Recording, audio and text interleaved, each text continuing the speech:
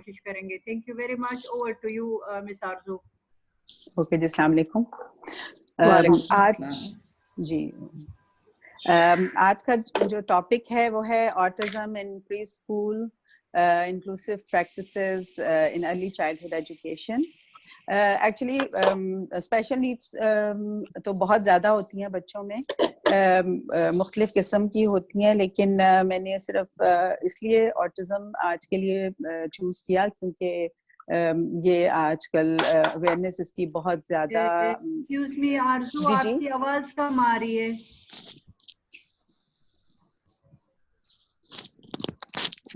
अच्छा, अब मेरा माइक मेरा ख्याल नीचे छुपा हुआ था। अब आ रही है आपको आवाज़? थोड़ा ऊंचा बोले प्लीज। मैं काफी ऊंचा बोल रही हूँ। अब आ रही है आपको आवाज़? हमें तो आ रही है। नहीं चले, आपको आ रही है तो बाकी पार्टिसिपेंट्स का मुझे नहीं पता, मुझे बहुत धीमी आ रही थी इनकी आवाज़। जी जी मैम, ऑडिबल है। Okay okay.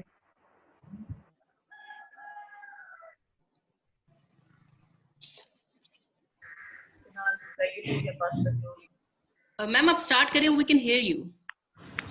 जी जी, वी आर वेटिंग। ठीक है।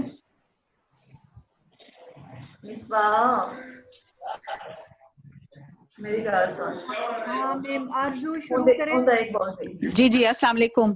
वालेकुम। अब आपको क्लियर आ रही है आवाज़? आ रही है फाइन। अच्छा जी। तो ऑटिज्म इन प्री स्कूल, सिर्फ मैंने ऑटिज्म का आज का चुना था क्योंकि हमारे पास 1 घंटा है। मैं चाह रही थी थोड़ा सा मैं टच करूं ऑटिज्म को, उसके साथ इंक्लूसिव प्रैक्टिसेस जो अर्ली चाइल्डहुड एजुकेशन में होंगी, और इसके लिए मेरा ख्याल, और उसके बाद फिर थोड़ा सा मैंने टाइम रखा आंसर्स के लिए भी।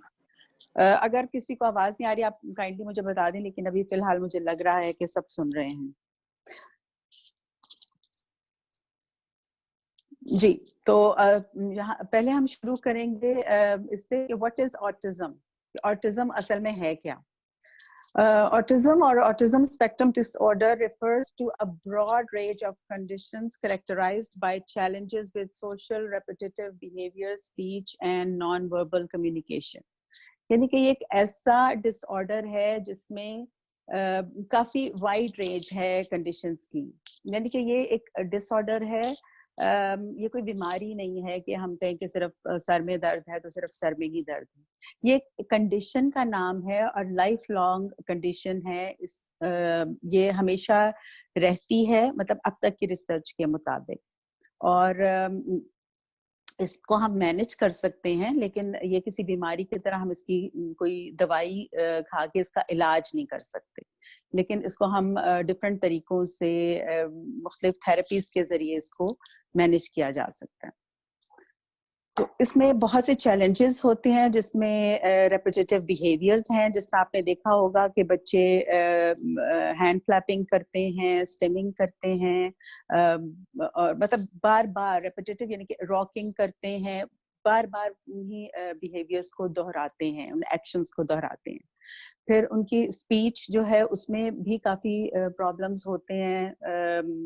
काफ़ी ज़्यादा परसेंटेज ऐसे बच्चों की भी है जो नॉन वर्बल होते हैं, और पूरी जिंदगी इवन स्पीच थेरेपीज के बावजूद भी वो वर्बल नहीं हो पाते, और कई दफ़ा बहुत कम किसी हद तक होते हैं और या नहीं हो सकते, और कई दफ़ा बहुत ज़्यादा प्रोग्रेस होती है और काफ़ी अच्छी उनकी स्पीच हो जाती है। अच्छा, ऑटिज्म के जो चैलेंजेस हैं वो क्या हैं? चैलेंजेस हैं कि सबसे पहले क्योंकि वो उनकी स्पीच में उनको प्रॉब्लम होता है, तो वो दूसरों के साथ इंटरेक्ट करना जो है ना वो उनका बहुत मुश्किल होता है। क्योंकि अगर वो नॉन वर्बल हैं तो उनको क्योंकि स्पीच नहीं है, और वो जो भी वो कुछ बात करना चाहते हैं, जो भी वो कम्युनिकेट करना चाहते हैं, जब वो नहीं कर पाते तो उसकी वजह से उनको बहुत ज़्यादा फ्रस्ट्रेशन भी होती है। और आपने शायद ऑब्जर्व किया हो बहुत से बच्चों को जो बहुत ज़्यादा गुस्से में आ जाते हैं, चीखते हैं, और काफ़ी अग्रेसिव किस्म के बिहेवियर्स उनके हो जाते हैं, सिर्फ इस वजह से क्योंकि उनकी वो वर्बल नहीं होते और अपने आप को बहुत अच्छे तरीके से एक्सप्रेस नहीं कर पाते। और फिर ये भी होता है कि क्योंकि वो एक्सप्रेस नहीं कर पाते, तो उनकी इंटरेक्शन जो दूसरे लोगों के साथ है वो भी बड़ी मुश्किल हो जाती है, और कई दफा वो खुद भी इंटरेक्ट करना पसंद नहीं करते, दूसरे बच्चों के साथ खेलना पसंद नहीं करते। अगर आप कोशिश करें कि आप उनके साथ उनके खेल में उनको ज्वाइन करें तो ये भी बड़ा मुश्किल होगा, क्योंकि वो इस बात को भी पसंद नहीं करते। और इसके साथ फिर जो तीसरा पॉइंट है वो है कि रिस्ट्रिक्टेड और रेपिटेटिव बिहेवियर्स होते हैं, यानी कि रिस्ट्रिक्टेड इस सेंस में होते हैं कि वो 2 या 3 बिहेवियर्स ही वो होते हैं जिनको वो रिपीट करते चले जाते हैं, यानी उनके पास जो बिहेवियर्स हैं उनकी वैरायटी नहीं होती। अब हम स्टैट्स पे आते हैं कि इसकी स्टैटिस्टिक्स इसके प्रेवलेंस की क्या है। 1 in 54 चिल्ड्रन इन यूएस उनका डायग्नोसिस हुआ है ऑटिज्म के लिए। पिछली दफा मुझे याद है कि 2019 में मैंने एक दो सेमिनार्स किए, नॉट एक दो, वो काफी ज्यादा जो किए, उनमें तब तक जो स्टैट्स थी वो थी 1 in 59, और ऑल ऑफ अ सडन कुछ महीनों बाद ही जब दोबारा मैंने चेक किया तो अब 1 in 54 है, यानी कि इसकी जो प्रेवलेंस है वो बढ़ती जा रही है। और पिछली दफा के स्टैट्स जो थे उससे पिछली दफा में 15% का जंप था, और इस दफा अराउंड 10% का जंप है। तो ये काफी ज्यादा है, और बहुत ज्यादा जो है वो कॉमन हो रहा है, या इसका डायग्नोसिस बहुत ज्यादा हो रहा है।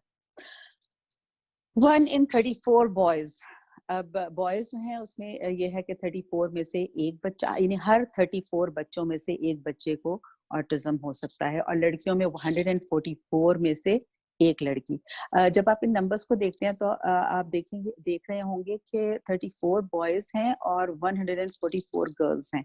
तो अभी तक तो कुछ सालों तक ये समझा जाता था कि शायद ऑटिज्म डिसऑर्डर सिर्फ लड़कों में ही ज्यादा होता है और लड़कियों में कम होता है, लेकिन अब रिसेंटली काफी सालों से रिसर्च ये कहती है कि इसमें जो मेरी जो स्लाइड है, मैंने इसको मुझे तो सही नजर आ रही है स्लाइड जो मैंने स्क्रीन शेयर की है, उस पे मेरी स्टैट वाली स्लाइड चल रही है। बस आप ये करें, जो साइड पे जो आपको अलग से 1 2 3 नजर आ रहा है, आप उस पे जाके क्लिक करें तो वो फिर साथ साथ आती जाएगी। हमें सिर्फ आपकी फर्स्ट नजर आ रही है। अच्छा, now it's better, now we can see that. अच्छा, उस तरह से, अच्छा, मैं वो स्लाइड शो किया हुआ था ना, तो मैं उसको चेंज कर रही थी, लेकिन मैं समझ रही थी आपकी भी चेंज हो रही होगी। अच्छा, अब मुझे समझ आई आपकी नहीं हो रही थी। मैं अपनी चेंज करे जा रही हूँ और मुझे नहीं पता। तो अच्छा, ऑटिज्म के चैलेंजेस हमने कवर कर लिए। स्टैट जो मैं आपको अभी बता रही थी, अगेन बॉयज 34 में से एक बच्चा और 144 में से एक बच्ची। तो जो रिसेंट रिसर्च है वो ये कहती है कि एक्चुअली लड़कियों में भी इसकी प्रेवलेंस जो है वो 144 लड़की नहीं है, बल्कि शायद इसकी प्रेवलेंस इससे ज्यादा है। लेकिन डिफरेंस उसमें ये है बॉयज एंड गर्ल्स में कि बॉयज के जो सिम्टम्स हैं वो ऑल टुगेदर डिफरेंट हैं फ्रॉम गर्ल्स, जिनके जो गर्ल्स में इसकी जो मैनिफेस्टेशन होती है वो बिल्कुल डिफरेंट है, सिम्टम्स बिल्कुल डिफरेंट हैं। तो इस वजह से बहुत सी लड़कियां जो है उनका डायग्नोसिस नहीं हो पाता। और दूसरा, लड़कियों में ये भी एक आप क्वालिटी कह लें कि उनको मास्क करना आता है, मतलब जो भी वो फील कर रही होती हैं या जो भी उनके सिम्टम्स होते हैं ना, वो उनको छुपाने में बहुत हद तक कामयाब हो जाती हैं, स्पेशली जब वो किसी सोशल सेटिंग में होती है, किसी गैदरिंग में होती है, लोगों के दरमियान होती हैं वो बच्चियां, तो उनको मास्क करना आता है, और वो उसी तरह से उनकी जो कम्युनिकेशन है वो वैसे ही होती है जैसी दूसरे लोगों की होती है। Boys are 4 times more likely to be diagnosed with autism. तो अभी तक यही कहा जाता था कि बॉयज जो हैं उनमें ऑटिज्म ज्यादा है और 4 टाइम्स ज्यादा है, लेकिन अब जैसे जैसे लड़कियों में इसकी जो मैनिफेस्टेशन है उसका पता चलता जा रहा है, लड़कियों के जो डिफरेंट सिम्टम्स हैं उनका पता चलता जा रहा है, तो उनका डायग्नोसिस भी ज्यादा होता जा रहा है पहले से। अब ऑटिज्म प्रेवलेंस का ये एक चार्ट है जो मैंने ऑटिज्म स्पीक स्पीक्स से लिया है, और इसमें आप देख रही होंगी कि इसका जो इसकी प्रेवलेंस जो है वो बढ़ती जा रही है, और 2020 में अब 1 in 54 बच्चे जो हैं उनको ऑटिज्म है। अब कॉजेज ऑफ ऑटिज्म, कॉजेज क्या हैं? अभी तक की रिसर्च के मुताबिक जो जीन्स हैं सबसे ज्यादा उनके बारे में कहा जाता है कि वास्ट मेजॉरिटी केसेस जो हैं ऑटिज्म के वो जीन्स की वजह से हैं, यानी कि जेनेटिकली ये डिसऑर्डर हमें पास होता है, यानी कि फैमिली में पहले से किसी ना किसी में ये कंडीशन पाई जाती है। अब क्योंकि मैं बहुत से पेरेंट्स से मिलती हूँ, बहुत से बच्चों को देखती हूँ, तो अक्सर पेरेंट्स से मैंने ये सुना है कि वो कहते हैं कि हमारी फैमिली में तो पहले ये है ही नहीं है और हमने तो पहली दफा देखा है।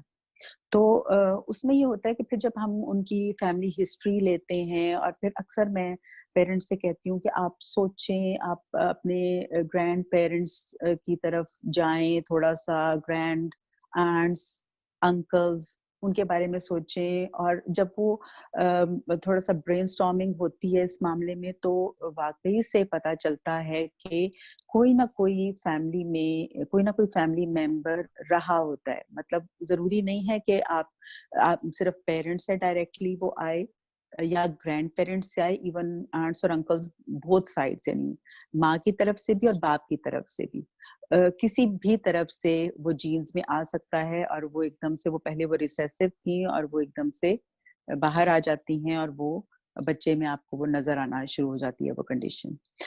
फिर दूसरा इसका रिलेशन जो है वो पेरेंट्स की एज पर के साथ भी है। बहुत सी रिसर्च मैंने ऐसी भी पढ़ी है जिसमें रिजल्ट्स ये बताते हैं कि जितनी ज्यादा पेरेंटल एज होगी, ऑटिज्म होने के चांसेस ज्यादा हैं, स्पेशली अगर मदर की और फादर की एज 35 मिड 30s से लेकर ऊपर होगी, तो उसमें भी चांसेस जो हैं वो, मतलब रिस्क जो है वो ज्यादा हो जाता है। और फिर काफी सालों से, मतलब मोर देन 20 इयर्स, एक ये भी चलता रहा है डिबेट के वैक्सीन की वजह से, जो वैक्सीनेशन हम बच्चों की करवाते हैं पैदाइश के बाद से, तो पेरेंट्स जो हैं, एक बहुत बड़ा ग्रुप है बल्कि अभी भी है, जो ये कहते हैं कि वैक्सीन की वजह से उनके बच्चे में ऑटिज्म आया है। और उसमें एक्चुअली होता ये है कि एक ऑटिज्म की एक टाइप ऐसी है जो बाय बर्थ आपको उसमें काफी सिम्टम्स जो है ना वो नजर आ जाते हैं, विद इन मंथ्स आपको रेड फ्लैग्स नजर आना शुरू हो जाते हैं, और फिर जैसे जैसे बच्चे की ग्रोथ होती है तो आप में वो चीजें ज्यादा क्लियर नजर आना शुरू हो जाती हैं।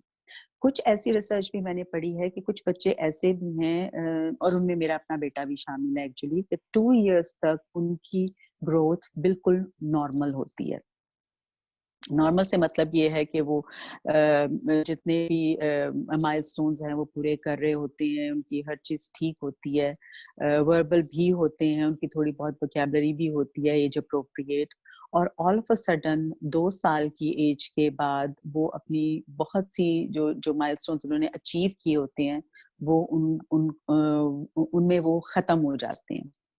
जिस तरह स्पीच का मैं कहूंगी कि अगर वोकैबुलरी बच्चे की लेट्स से 50 वर्ड्स थी, तो वो बिल्कुल 0 पे चली जाती है। मेरे अपने बेटे के साथ ऐसा हुआ था।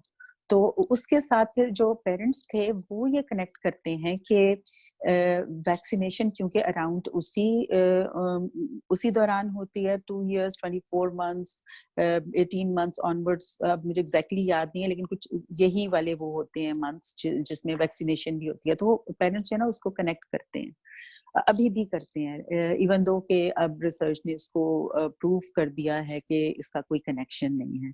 लेकिन बहुत से लोग हैं अभी भी कनाडा में, मैं बहुत से पेरेंट्स को जानती हूँ जिन्होंने अपने बच्चों की वैक्सीनेशन नहीं करवाई, और उसकी वजह से काफी प्रॉब्लम्स भी क्रिएट हो जाती हैं। पिछले दिनों एक पेरेंट्स से जिन्होंने अपने बच्चों की वैक्सीनेशन नहीं करवाई हुई थी, और वो फ्रांस उनका वेकेशन पे गए, पिछले साल की बात है, और वेकेशन के बाद वो वापस आए और उनका बच्चा मीजल्स के साथ वापस आया, और ही वेंट टू स्कूल, और उसने वो मीजल्स जो है वो अपनी क्लास में स्प्रेड कर दिए, और कुछ बच्चों को हुए हुए और वो मतलब काफी उनको फिर ब्लेम किया गया कि आप मतलब इतने रिस्पॉन्सिबल पेरेंट्स नहीं हैं, ब्ला ब्ला ब्ला। लेकिन ऐसा होता है कि अभी भी हो रहा है कि लोग पेरेंट्स जो हैं वो नहीं करवाते। अच्छा, अब है अंडरस्टैंडिंग द स्पेक्ट्रम। अब हम इसको कहते हैं ऑटिज्म स्पेक्ट्रम डिसऑर्डर। ये एक स्पेक्ट्रम है, इसका मतलब ये है कि उसमें सिर्फ एक बीमारी और उसके 5 सिम्टम्स हों, या एक बीमारी है और उसके 4 सिम्टम्स हैं, या एक बीमारी है और उसके 3 सिम्टम्स हैं, ऐसा नहीं है। ये एक स्पेक्ट्रम है। जिस तरह कलर्स होते हैं स्पेक्ट्रम में, उसी तरह इसमें भी डिफरेंट शेड्स होते हैं, लाइट और डार्क के। और इसीलिए कहते हैं कि हर बच्चा जो ऑटिज्म का शिकार है वो यूनिक है, यानी कि वो एक बच्चा दूसरे से नहीं मिलेगा। ये किसी डिजीज की तरह नहीं है कि सर में दर्द है तो दूसरे के सर में, 2 लोगों के सर में दर्द है तो वो सर में ही दर्द है।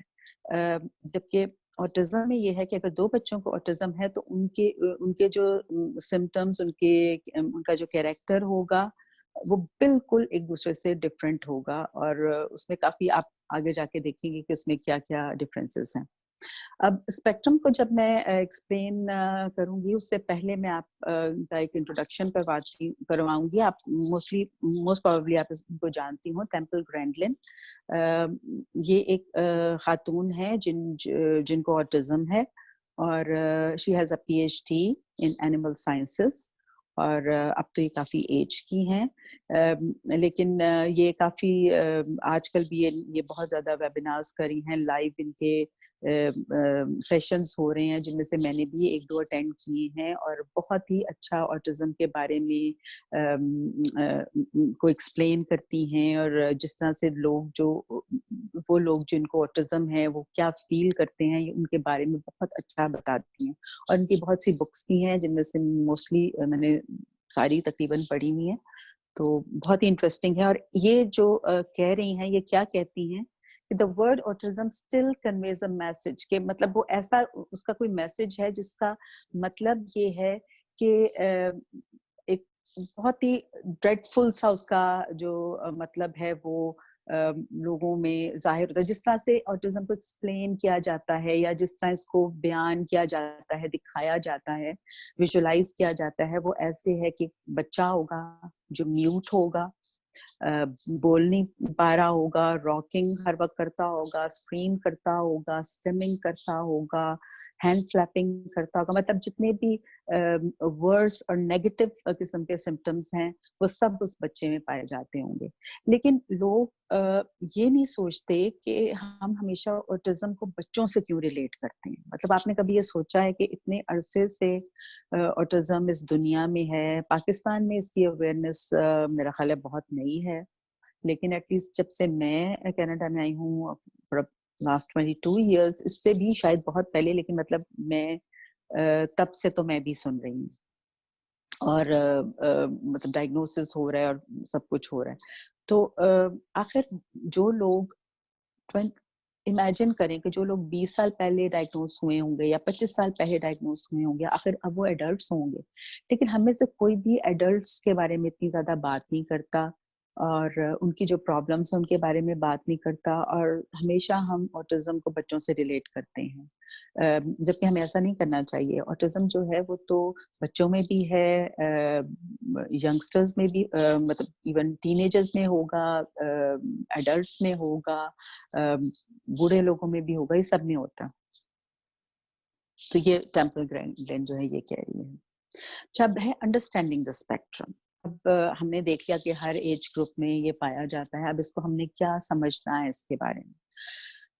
अब ऑटिज्म जो है, जो मैंने पहले भी कहा कि it's a long life long neurological condition, ranges from severe to high functioning. मतलब ये बहुत सिवियर भी हो सकता है। जब हम सिवियर कहते हैं तो इसका मतलब ये है कि जो भी पर्सन होगा वो नॉन वर्बल होगा, उसमें जितनी भी सिवियर किस्म के इसके सिम्टम्स हैं वो पाए जाते होंगे। वो स्विमिंग भी कर रहा होगा, वो हैंड फ्लैपिंग भी कर रहा होगा, रॉकिंग भी कर रहा होगा, स्क्रीमिंग भी कर रहा होगा।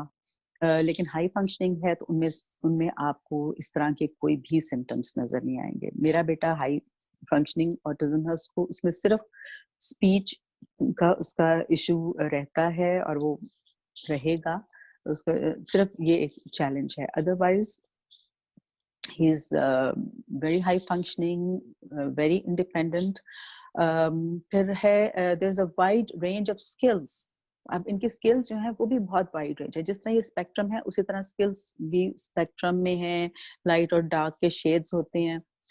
Not all people with delayed language और बिहेवियर इश्यूज हैव ऑटिज्म। अच्छा, ये भी बहुत ज्यादा है पाकिस्तान में। जिस तरह मैंने अभी 6 मंथ्स में पाकिस्तान में थी तो मैंने बहुत से वहाँ पे लोगों को देखा जो ऐसे लोग भी हैं जो डायग्नोसिस नहीं कर सकते, मतलब they are not trained for that, और वो डायग्नोसिस कर रहे हैं और वो based on speech issue, speech में जो चैलेंजेस हैं उसकी बेसिस पे वो पेरेंट्स को कह रहे हैं कि आपके बच्चे को ऑटिज्म है, विच इज़ टोटली रॉन्ग। क्योंकि जितने भी स्पीच के प्रॉब्लम्स हैं वो हमेशा ऑटिज्म, इसका मतलब ये नहीं होता कि उन बच्चों को ऑटिज्म है, बल्कि ऑटिज्म का डायग्नोसिस जो है वो काफ़ी मुश्किल है। और लेकिन ये हम अलग से बात करेंगे क्योंकि एक बहुत बड़ा टॉपिक ये अलग से हो जाता है। एक्चुअली ये सब्जेक्ट इतना वास्ट है, इसको मैंने बहुत शॉर्ट करके आप लोगों के लिए सिर्फ जो हाइलाइट्स आप समझ लें जो मैं आपको बता रही हूँ। तो no two individuals with autism are alike, जैसे मैंने आपको बताया कि यूनिक होता है हर बच्चा, हर पर्सन, हर इंसान यूनिक है। फ्यू चैलेंजेस अब इनमें क्या होती हैं। Nearly 1/3 of children with autism are non verbal, ये मैंने आपको पहले भी बताया था। 31% ऑफ चिल्ड्रन विद ऑटिज्म, इनमें इंटेलेक्चुअल डिसेबिलिटी भी होती है, मतलब इनका जो IQ लेवल होता है वो 70% से कम होता है। अराउंड 50% जिनको ऑटिज्म होता है वो उनमें जो बिहेवियर्स होते हैं ना, वॉन्डरिंग वाले, घर से बाहर निकल जाना, दरवाजा खोल के निकल जाना बगैर किसी एडल्ट को, किसी को बताए हुए, उनमें ये वाले बिहेवियर्स जो हैं वो होते हैं, मतलब 50% अराउंड परसेंटेज है इसकी। फिर 28% जो around the age of 8 years, उनमें सेल्फ इंजूरियस बिहेवियर्स जो है ना, कि वो अपने आप को तकलीफ पहुंचाने वाले जो बिहेवियर्स हैं, जिनमें हेड बैंगिंग आ गया, कट लगाना, हेयर पुलिंग, बाइटिंग, ये सब चीजें जो है ये इनमें होती हैं। फिर कुछ कॉमन बिहेवियर्स इनमें और क्या है, not respond when name is called, ये बहुत बड़ा रेड फ्लैग है। राइट फ्रॉम द बिगिनिंग आप बच्चे को जब उसका नाम लेते हैं तो बच्चा यूज्ड टू हो जाता है, उसको पता चल जाता है कि ये मेरा नाम है और मुझे इस पे रिस्पॉन्स देना है। लेकिन जिन बच्चों को ऑटिज्म है, ऑटिज्म का शिकार है, वो रिस्पॉन्ड नहीं करते हैं। नो शेयर एंजॉयमेंट, जिस तरह बच्चों में हम पीकाबू खेलते हैं, बच्चों में जब वो कुछ मंथ्स के होते हैं उस एज से हम स्टार्ट करते हैं और बच्चे रिस्पॉन्ड करते हैं और वो पॉइंटिंग करते हैं, जिसे जॉइंट अटेंशन भी कहा जाता है, कि बच्चा माँ की तरफ देखता है और फिर पॉइंट करता है कि मतलब जो चीज मैं एंजॉय कर रहा हूँ आप भी करो। लेकिन जिन बच्चों को ऑटिज्म होता है वो उनमें ये एबिलिटी नहीं होती है, वो जॉइंट अटेंशन और एंजॉयमेंट जो होती है ना, शेयर्ड एंजॉयमेंट, जिस तरह बच्चे चीजें दिखाते हैं अपने पेरेंट्स को, वो इनमें नहीं होती है। फिर अगेन रेपिटेटिव बिहेवियर्स होते हैं जिनमें स्टिमिंग, रॉकिंग, इस टाइप की चीजें होती हैं। Have difficulty shifting from one activity to another, अगर वो कोई भी एक्टिविटी कर रहे हैं जो उन्हें बहुत ज्यादा पसंद है, जैसा फॉर एग्जांपल लड़कों में लाइन अप करना छोटी कार्स को, ये उनकी बहुत ज्यादा फेवरेट एक्टिविटी होती है, मोस्टली बच्चों की, बॉयज की स्पेशली जिनको ऑटिज्म है, या कोई भी और ऑब्जेक्ट्स छोटे साइज में और उनको वो लाइन अप करना। तो अगर उनको उस एक्टिविटी से किसी और को शिफ्ट करने को कहा जाए तो वो इस चीज को पसंद नहीं करते हैं और कोई टेंट्रम भी थ्रो कर सकते हैं। फिर वो अपसेट हो जाते हैं अगर उनकी कोई रूटीन ना हो, अपनी रूटीन अगर उनकी चेंज हो। अब जैसा कोविड-19 की वजह से बहुत से घरों में, स्पेशली वहाँ पे जहाँ पे वो बच्चे हैं जिनको ऑटिज्म है, तो उन घरों में मेरा ख्याल है शुरू में जब लॉकडाउन हुआ और काफी हमारी लाइफ में चेंजेस आई, तो मैं श्योर हूँ, क्योंकि मैंने कुछ ऐसे वेबिनार्स किए भी हैं और काउंसलिंग भी मैं कर रही हूँ मदर्स के साथ, मदर्स की जो जिनके बच्चे ऑटिज्म का शिकार हैं, और वो मुझे बताती हैं कि वो बहुत मुश्किल है उन बच्चों के लिए घर में रहना, स्पेशली जो बच्चे सेंटर्स जाते हैं, सेंटर्स में जाते हैं जहाँ पे उनकी थेरेपीज होती हैं। अब बच्चे घर में हैं और मदर के साथ हैं, और पूरे घर की, पूरी फैमिली की एक रूटीन चेंज हो गई है। कई कुछ घरों में फादर्स भी घर हैं, कईयों में मतलब बिल्कुल सब कुछ डिफरेंट है, लेट जाग रहे हैं, कोई टाइम नहीं है सोने जागने का। तो उस वजह से काफी ज्यादा ऐसी फैमिलीज जिनमें एक बच्चा ऑटिज्म का शिकार है, उनमें काफी ज्यादा डिस्टरबेंस है, और स्पेशली उन फैमिलीज में जहां पर बच्चे में सिवियर है बिहेवियर इसका। फिर है ओवर रिएक्ट टू थिंग्स। फिर ये ओवर रिएक्ट भी बहुत कर सकते हैं, यानी कि कई दफा अगर बहुत ब्राइट लाइट्स हैं उसमें वो ओवर रिएक्ट कर सकते हैं, अगर लाइट नहीं है, अंधेरा है, उसमें भी एकदम से टेंट्रम थ्रो कर सकते हैं। यानी कि इनका अनप्रेडिक्टेबल जो बिहेवियर होता है ना, वो इनमें बहुत ज्यादा होता है, और मतलब अनएक्सपेक्टेड इनके एक्शंस हो सकते हैं। कम्युनिकेशन के चैलेंजेस जो हैं वो क्या है कि इनका आई कांटेक्ट नहीं होता। आप इनको से बात करें तो ये अवॉइड करते हैं आई कांटेक्ट। अब इसमें कल्चरल, अगर हम कल्चर की तरफ की साइड से देखें तो हमारे कल्चर में हम लोग बड़ों के साथ स्पेशली आंख मिलाकर बात नहीं करते हैं। तो इसका मतलब ये नहीं है कि हम सारे सबको ऑटिज्म है, वो उसका ताल्लुक हमारे कल्चर से है। लेकिन बच्चों में ये चीज, हमारे कल्चर में तो बच्चों को भी यही सिखाया जाता है कि आपने आंख उठाकर बात नहीं करनी, और जो बच्चा आई कांटेक्ट करता है उसको, मतलब मुझे पता है जब तक मैं बच्चा थी उस वक्त उनको काफी डिसरिस्पेक्टफुल कहा जाता था और बदतमीज कहा जाता था। लेकिन कनाडा के कल्चर में आई कांटेक्ट बहुत जरूरी है। यहाँ पर अगर आप आई कांटेक्ट नहीं करते तो आपको बदतमीज कहा जाता है। तो रिस्पेक्ट ये है कि आप आई कांटेक्ट करें, इट मीन्स कि आप अटेंटिव हैं, आप किसी बड़े की बात सुन रहे हैं। लेकिन यहाँ पर भी जो इंडिजिनस पॉपुलेशन है उनका कल्चर, जिनको हम लोग रेड इंडियंस भी कहते हैं, उनका कल्चर इंडियन यानी हमारे सब कॉन्टिनेंट के कल्चर से बहुत मिलता है।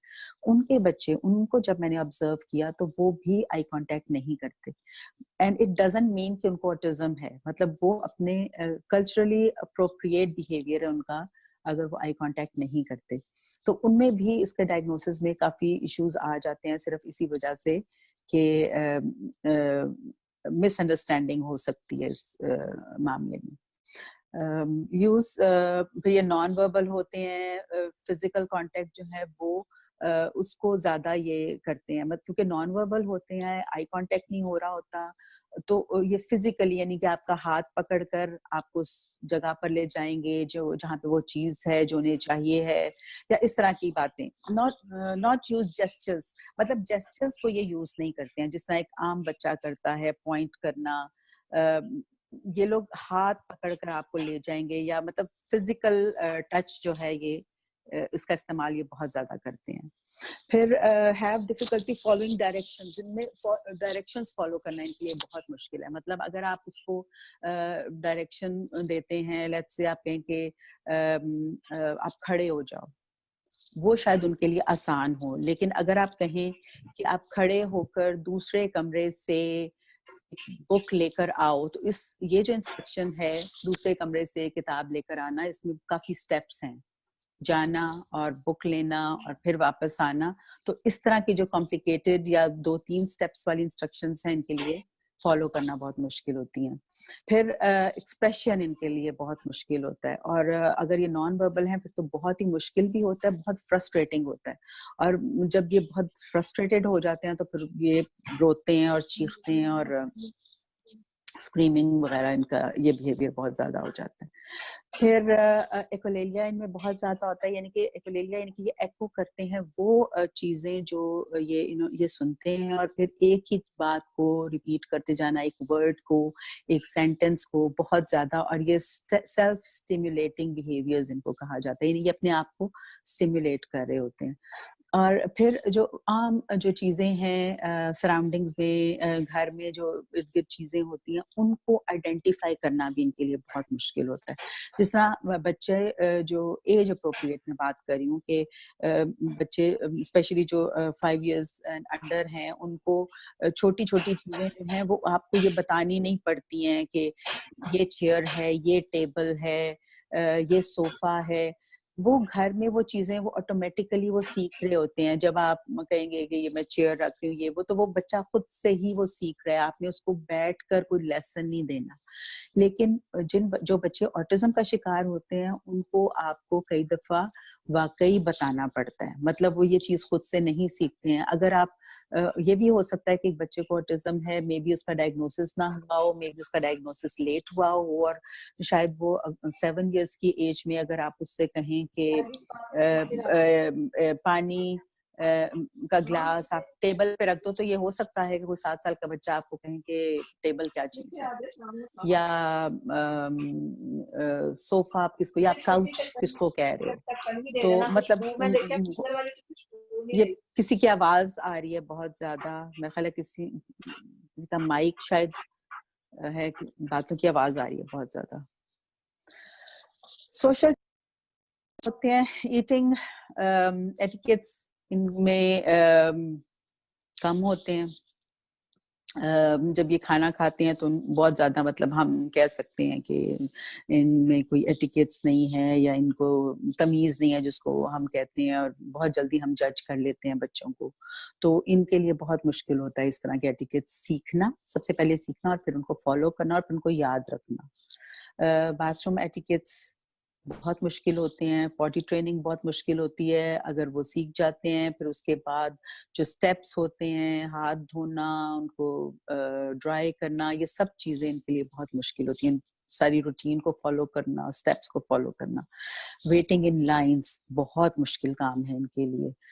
किसी भी लाइन में बहुत रेस्टलेस हो जाते हैं और टेंट्रम थ्रो करने के चांसेस भी बहुत ज़्यादा हो जाते हैं। टर्न टेकिंग, जब आप कोई गेम खेलते हैं, स्पेशली बोर्ड गेम्स, तो बहुत ज़्यादा मुश्किल होती है इनको टर्न टेकिंग में। फॉर एग्जांपल जिस तरह लूडो हम खेलते हैं आजकल, लूडो मैं सुन रही हूँ काफ़ी पॉपुलर भी हुई है ऑनलाइन। तो लूडो खेल रहे हैं और एक की टर्न है और दूसरे की टर्न है, तो इनके लिए बड़ा मुश्किल होता है। मतलब वो हर टर्न को अपनी ही टर्न समझते हैं। फिर प्राइवेसी का इनका कॉन्सेप्ट जो है इनमें बिल्कुल भी नहीं होता। मतलब ये भी हो सकता है कि वो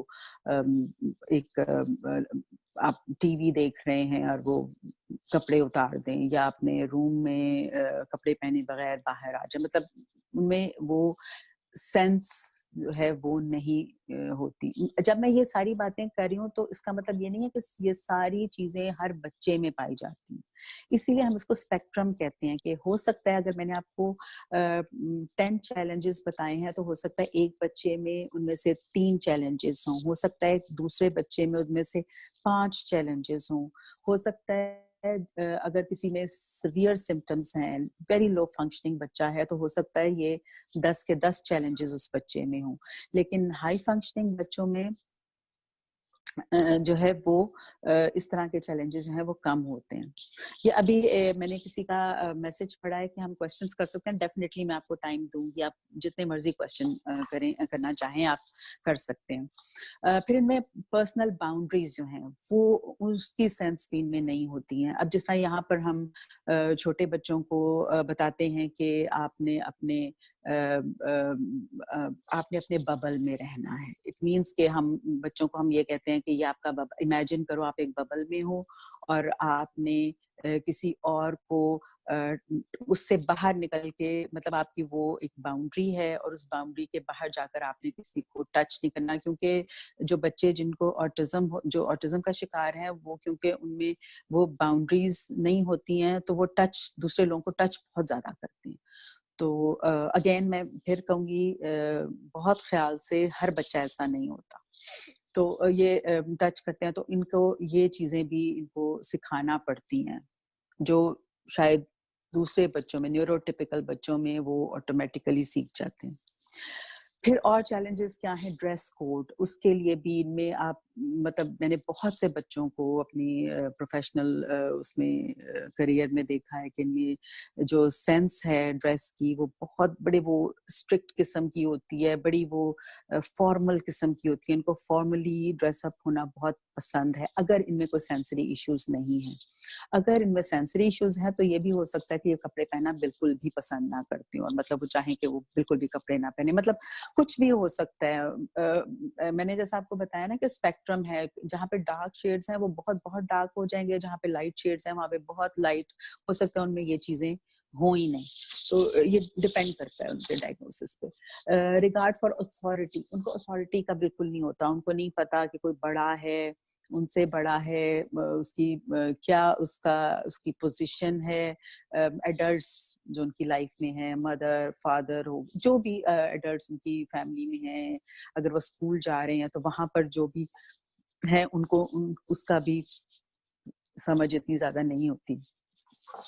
फिर उसमें अगेन वो जो एक्टिविटीज हैं उनको चेंज करने में, मॉडिफाई करने में भी इनको बहुत मुश्किल होती है। अगर एक एक्टिविटी, एक गेम वो एक तरीके से खेल रहे हैं, तो अगर उनको कहा जाए कि आप इसको चेंज कर लो, आप गेम चेंज कर लें, या अगर आप दो बच्चे एक बोर्ड गेम खेल रहे हैं और अगर आप कहें कि तीसरा उस गेम में ऐड हो जाए, और तो इनके लिए बहुत मुश्किल होता है। मतलब ये इमेजिन ही नहीं कर पाते कि एक पैटर्न के अलावा भी कुछ हो सकता है। यानी दो बच्चे खेल रहे हैं 2 प्लेयर्स, तो वो गेम 4 प्लेयर्स भी खेल सकते हैं। इनके लिए उसको स्विच करना उन चीजों को बहुत मुश्किल होता है। और इसीलिए हम लोग आम जिंदगी में जिनको ऑटिज्म के बारे में नहीं पता या उसके बहुत सारे चैलेंजेस के बारे में नहीं पता, तो बहुत से बच्चों को कहा जाता है ये बड़े स्टबर्न हैं, बड़े बदतमीज हैं, और मतलब हमारी जबान में लोकल उसमें हम ये कहते हैं बहुत ढीठ बच्चा है। तो वो एक्चुअली वो ढीठ नहीं होता, उनमें वो एबिलिटी ही नहीं होती है। लोनर्स होते हैं, ये अकेले रहना पसंद करते हैं, अपने रूम में रहना पसंद करते हैं बहुत ज्यादा, और सोशलाइज करना बिल्कुल पसंद नहीं करते। Friends most of the time इनके फ्रेंड्स भी नहीं होते हैं। अगेन जितनी भी बातें मैं आपको बता रही हूँ, मैं बार बार ये दोहराऊंगी कि हर बच्चा ऐसा नहीं होता, हर बच्चे में ये चीजें नहीं होती जो मैं आपको बता रही हूँ। फॉर एग्जाम्पल, जब मैं कह रही हूँ कि ये सोशलाइज नहीं करते हैं, अकेले रहना चाहते हैं, दोस्त नहीं होते हैं, तो इसका मतलब ये नहीं है कि वो फ्रेंड्स बनाना नहीं चाहते हैं। मेरा बेटा वेरी हाई फंक्शनिंग है ऑटिज्म स्पेक्ट्रम में, और he wants to make friends, he wants to socialise, लेकिन उसमें वो स्किल्स नहीं है, और इस वजह से उसके फ्रेंड्स बहुत ज्यादा नहीं हैं। लेकिन अल्हम्दुलिल्लाह क्योंकि वो इंक्लूसिव स्कूल में जाता है, जिसके बारे में मैं आगे बात करूंगी, तो सोशलाइज वो बहुत करता है, लेकिन जिसको हम फ्रेंड कहते हैं वो उसके बहुत कम है, 1-2 नहीं।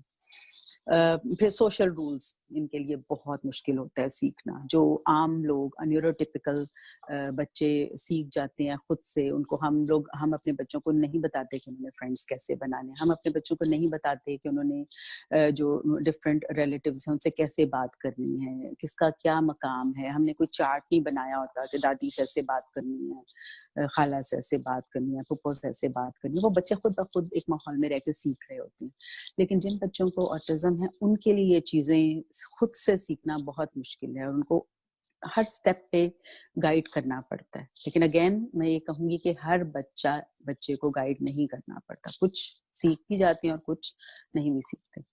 फिर इनकी जो रिस्ट्रिक्टेड और रेपिटेटिव बिहेवियर्स जो हैं उसमें क्या आता है, रेपिटेटिव बॉडी मूवमेंट्स जो मैंने आपको बताया, रॉकिंग बहुत ज्यादा करते हैं, आगे पीछे होना, मोशंस विद ऑब्जेक्ट्स के साथ जो इनकी मोशंस होती हैं, अपनी जो टॉयज के साथ स्पेसिफिक मोशंस होती हैं, वो इनकी बहुत ज्यादा जिनमें होती हैं उनमें बहुत ज्यादा भी हो सकती हैं। स्टेयरिंग एट लाइट्स और स्पिनिंग ऑब्जेक्ट्स, पंखों को के साथ इनका ऑब्सेशन बहुत ज्यादा होता है। अक्सर मदर्स मेरे साथ ये चीजें बहुत ज्यादा शेयर भी करती हैं कि हमारा बच्चा पंखे की फिक्सेशन है उसको, और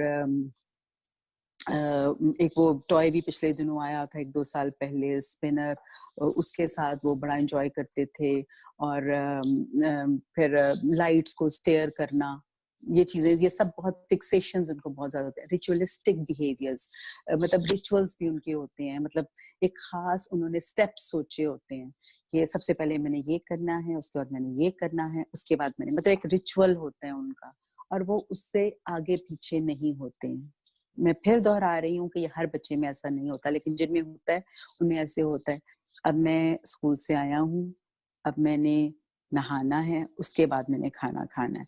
अब ये हो ही नहीं सकता। अब जैसा एक मदर ने मेरे साथ शेयर किया कि वो बच्चा स्कूल से आकर, नॉट स्कूल, सेंटर से आकर, पाकिस्तान में तो ऐसे बच्चों को स्कूल में जाने नहीं दिया जाता, which is very sad। तो वो उस तरह के बिहेवियर्स होते हैं इनके, कि मतलब रिचुअल, पहले नहाना है फिर खाना खाना है। अगर मदर ने कह दिया कि पहले खाना खा लो और फिर नहा लो, तो मतलब एक टेंट्रम थ्रो हो सकता है इसमें। नैरो और extreme interest in specific topics, अच्छा इनके टॉपिक्स भी स्पेसिफिक हो सकते हैं। मतलब एक बच्चे को मैं जानती हूँ जिसको पूरे कनाडा का मैप याद था, टिप्स पे था, उसकी position, north, east, south, west, सब कुछ उसको पता था, मतलब हर चीज, इवन सिटीज की भी। फिर एक बच्चा था जिसको स्टैम्प्स कलेक्शन का क्रेज था, एक फिक्सेशन थी, और उसको कई मुल्कों की स्टैम्प्स याद थी, ये उस मुल्क की है, ये उस मुल्क की है, विदाउट रीडिंग उसको पता था। तो मतलब लिमिटेड इनके इंटरेस्ट होते हैं, लेकिन उसमें ये मास्टर होते हैं। रेजिस्टेंस टू चेंज, इसमें कोई भी चेंज इनकी लाइफ में होगा ये रेजिस्ट करेंगे। जैसे मैंने आपको बताया, कोविड-19 की वजह से जो भी चेंजेस आई हैं, इन बच्चों ने, जिन बच्चों में ये चीज है, उन्होंने अपनी माओ को काफी टफ टाइम पहले भी दिया है और अभी तक दे भी रहे हैं।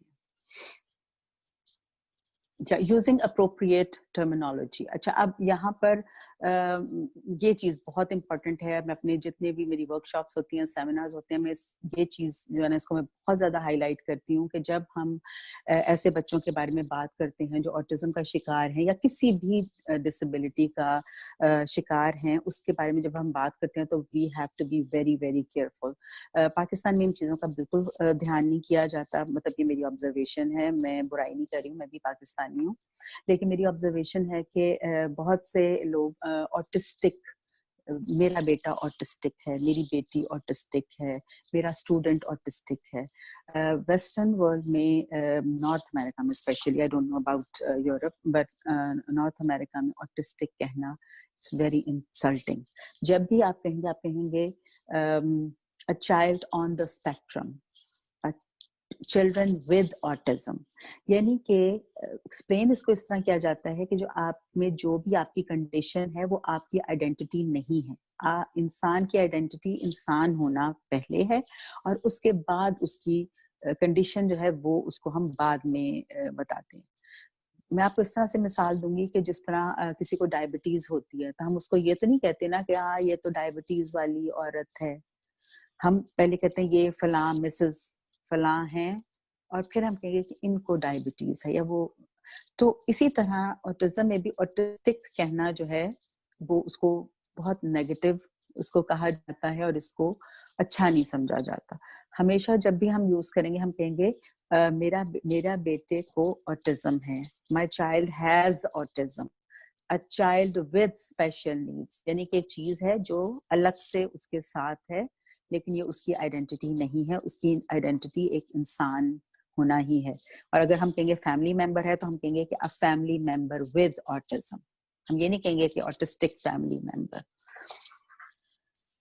अच्छा, अब यहाँ पर एक स्टोरी में, ये मैं अक्सर अपने सेमिनार्स में सुनाती हूँ कि अपने बेटे के बारे में, ये मेरे बेटे की तस्वीर है जब ये टेक केयर में था, अर्ली ईयर्स में।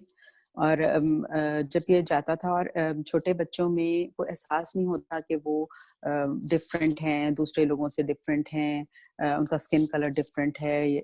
और क्योंकि हम यहाँ पे होते हैं तो इसमें, मतलब कनाडा में होते हैं, सॉरी, और हमारी जो जहाँ पे हम रहते हैं, हमारे नेबरहुड में मोस्टली वाइट पॉपुलेशन थी।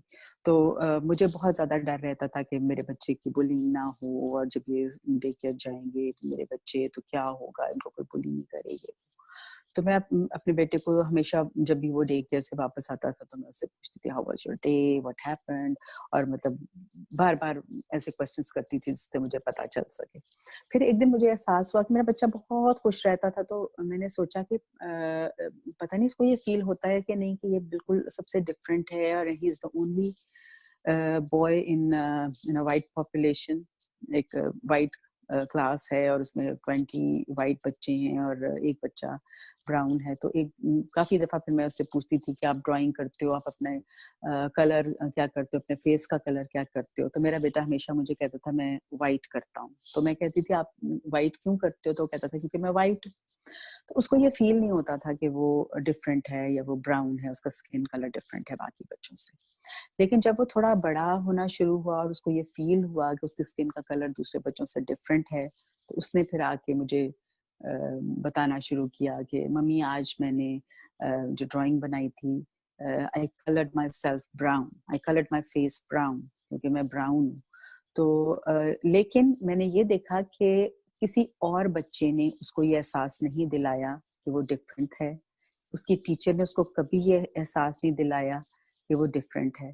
तो ये वो चीज़ है जो इंक्लूसिव एजुकेशन की बेस है। मतलब इंक्लूसिव कहा ही इसको जाता है कि जहाँ पर क्लास में या स्कूल में जो एडमिनिस्ट्रेशन है, प्रिंसिपल हैं, टीचर्स हैं, वो सब बच्चों को चाहे उनमें कोई भी डिसेबिलिटी हो, वो किसी भी रेस से, किसी भी रिलीजन से, किसी भी स्किन कलर से ताल्लुक रखते हो, वो उनको एम्ब्रेस करें और उनको उतनी ही प्यार मोहब्बत से पढ़ाएं और उनको बिल्कुल बराबर ट्रीट करें। तो मेरे बच्चे ने कभी भी अपने आप को अलग नहीं समझा, मतलब उससे कभी ये फील नहीं हुआ। मेरे कहने का मतलब ये है कि वो डिफरेंट है। तो ये बेस जो स्टोरी मैंने आपको सुनाई है ना, ये बेस मैंने बनाई है इसलिए कि मैं आपको बता सकूं कि इंक्लूसिव एजुकेशन क्या है। तो जो मैंने आपको बताया कि जिस तरह मेरा बेटा एंजॉय करता था अपने डे केयर्स में और उसके बाद स्कूल में, तो वो इंक्लूसिव एजुकेशन की बेसिस पे वो सारी चीजें उसने एंजॉय की। Inclusive education means that all students, यानी एक नेबरहुड में जितने भी बच्चे हैं, जब ऑल स्टूडेंट्स मीन्स चाहे वो कोई भी हो, मतलब उसमें डिसेबिलिटी का आपने देखा होगा, आप ये स्लाइड पे पढ़ रहे होंगे, इसमें कहीं भी डिसेबिलिटी का वर्ड यूज नहीं हुआ हुआ, उसमें सिर्फ ये लिखा हुआ है कि all students age appropriate classes में जा रहे हैं और वो लर्न कर रहे हैं, इकट्ठे पार्टिसिपेट कर रहे हैं स्कूल की हर जो भी एक्टिविटीज हो रही हैं, चाहे वो एजुकेशन से रिलेटेड हैं या स्पोर्ट्स से रिलेटेड हैं, उन सब में पार्टिसिपेट कर रहे हैं। इस पूरी डेफिनेशन में कहीं भी डिसेबिलिटी या डिफरेंस का वर्ड यूज नहीं हुआ।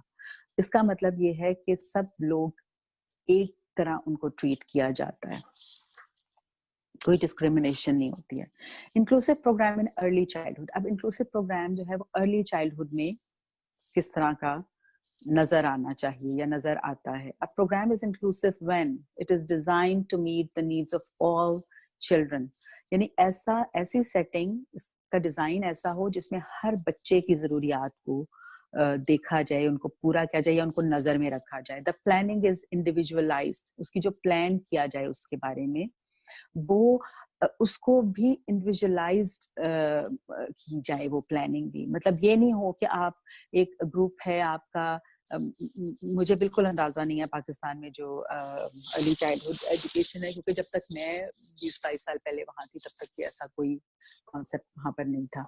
तो मुझे नहीं पता आपके ग्रुप का साइज क्या होता है क्या नहीं होता, लेकिन जो भी मैं एग्जांपल्स दूंगी मैं आपको कनाडा के हवाले से दूंगी। और यहाँ पर एक सीक्रेट भी आपके साथ मैं शेयर ये करूं कि मैंने कुछ महीने, मतलब वॉलंटियर तो मैंने किया ही है काफी, लेकिन कुछ महीने मैंने यहाँ पर एक डे केयर में भी जॉब की थी, 3-4 मंथ्स। तो मतलब मुझे हैंड्स ऑन एक्सपीरियंस है उसका भी। तो यहाँ पर यह है कि प्लानिंग जो है वो इंडिविजुअलाइज्ड है। फॉर एग्जांपल यहाँ पर 4-5 इयर्स के जो ग्रुप्स होते हैं, मैंने 5 इयर्स के ग्रुप को लिया था कुछ महीने, तो उसमें 10 बच्चों का एक ग्रुप होता है। तो उसमें भी उन 10 बच्चों में भी आपने इंडिविजुअलाइज्ड प्लानिंग करनी है, हर बच्चे की अलग प्लानिंग होगी। Early intervention goals for the child are accommodated and embedded within अच्छा, अब इसमें क्या है कि जो अर्ली इंटरवेंशन है वो बहुत इंपॉर्टेंट है, और मैं बार बार कहती हूँ कि इवन जो अर्ली चाइल्डहुड के लिए जो भी प्रोग्राम हो पाकिस्तान में, मुझे नहीं पता, माशाल्लाह ये जो आपका ये प्रोग्राम यूनिसेफ के साथ है, डेफिनेटली वो लोग आपको गाइड भी इस मामले में कर ही रहे होंगे कि किस तरह से ये सारे प्रोग्राम को आपने बनाना है, और बच्चों को के लिए जो डिफरेंशिएटेड इंस्ट्रक्शंस है, करिकुलम है, वो उसको किस तरह से डेवलप करना है। तो उसमें जो गोल्स होते हैं वो यही होते हैं कि हर बच्चे को अकोमोडेट करना होता है। अगर उसकी स्पेशल नीड्स हैं तो उनको किस तरह से अकोमोडेट करना है अपने उस प्रोग्राम के अंदर, जो आपने जो आप उसका प्लान जो आपने किया है, उस प्लानिंग में उस बच्चे को अकोमोडेट करना है आपने। उसके बाद क्या है, educators respond to developmental changes. फिर जो एजुकेटर्स हैं वो भी आप उसकी जो डेवलपमेंटल चेंजेस हैं उनको भी आपने रिस्पॉन्ड करना है। एज अप्रोप्रिएट चीजें होंगी और प्लस जो नीड्स बेस्ड होंगी। मतलब एक तो एज अप्रोप्रिएट आप प्लानिंग कर रहे हो, उसके साथ नीड्स बेस्ड भी प्लानिंग होगी, क्योंकि अगर आप नीड्स बेस्ड प्लानिंग नहीं करेंगे तो फिर वो इंक्लूसिव प्रोग्राम नहीं हो सकता। फिर आप, उसका मतलब है कि आप सिर्फ प्रोग्राम को ही फॉलो कर रहे हैं। Programmes are flexible and responsive, और जो भी आप प्रोग्राम होगा अगर उसकी बेसिस आप इंक्लूसिव में कर रहे हो तो फिर वो बहुत फ्लेक्सिबल होंगे और रिस्पॉन्सिव होंगे। यानी कि आप उसमें से उनको चेंज कर सकते हैं, उनको मोल्ड कर सकते हैं, और वो रिस्पॉन्ड करेंगे हर बच्चे की इंडिविजुअल नीड्स को। There is a smooth transition from early childhood to school. और फिर ये प्रोग्राम अगर इंक्लूजन पे बेस कर रहा है आपका जो भी प्रोग्राम होगा, तो उसके का जो रिजल्ट होगा वो ये होगा कि जब वो बच्चे आफ्टर द एज ऑफ 5 जब वो स्कूल में जाएंगे तो उनकी जो ट्रांजिशन होगी वो बहुत स्मूथ होगी। अगेन पाकिस्तान का मुझे प्रेजेंट सिनेरियो नहीं पता, लेकिन कनाडा में 5 years के बाद जब बच्चे किंडरगार्टन स्टार्ट करते हैं स्कूल में, तो वो बहुत स्मूथ ट्रांजिशन होती है, जिसमें पहले से ही उनके विजिट्स होते हैं स्कूल में। स्कूल किंडरगार्टन की टीचर्स डे केयर विजिट करती हैं और वहाँ पे उनके लिए सारी इंफॉर्मेशन उनको ला कर देती हैं थ्रू पावर पॉइंट और चीजें। और फिर उसके बाद डे केयर से बच्चे विजिट करते हैं किंडरगार्टन को और पूरे स्कूल को, एक्चुअली मतलब क्लास को तो करते ही करते हैं लेकिन पूरे स्कूल का विजिट भी करते हैं ग्रुप्स में।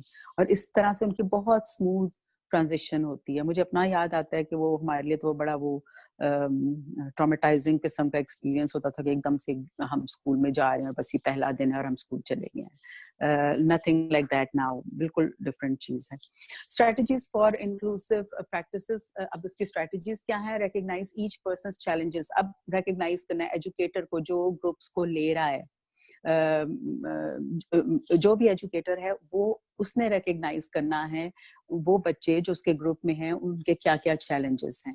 फिर उसने बेस्ड ऑन दोज ऑब्जर्वेशंस उसने अप्रोप्रिएट मॉडिफिकेशंस उस बच्चे के लिए और अडेप्टेशंस करनी है। अब ये दो डिफरेंट चीजें हैं, मॉडिफिकेशन और अडेप्टेशंस, ये एक चीज नहीं है। मॉडिफाई करना वो है जिसमें, सॉरी आपको मैं एग्जांपल इस तरह से दूंगी कि बच्चे ने सीरियल खाना है, हनी नट चीरियोज खाना है, मेरे बेटे को बहुत पसंद है इसलिए मुझे वही याद आ रहे हैं। हनी नट चीरियोज हैं और बच्चे ने खाने हैं, लेकिन वो बच्चा उनको स्पून से भी खा सकता है और फिंगर से भी खा सकता है। तो ये हो जाएगा अडेप्टेशन, कि आपने अडेप्ट किया कि एक ही सीरियल है जो दो बच्चे डिफरेंट तरीकों से खा रहे हैं, एक हाथों से खा रहे हैं, उंगलियों से खा रहे हैं और एक चम्मच से खा रहे हैं।